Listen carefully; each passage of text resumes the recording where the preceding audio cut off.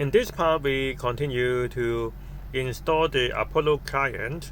So we back to the documentations, and we copy this command, and we stop the client, and then we paste this command to install the Apollo client and also the GraphQL. And then we copy this to initialize the Apollo client. We back to the index.js, and then we import all of these, and then we create the client. So we paste this, but the URL, the URI is the localhost 5000.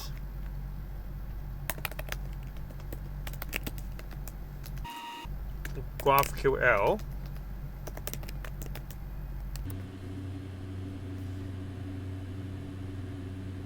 And then we change this to Apollo provider, and then the client is equal to client, and then we remove these two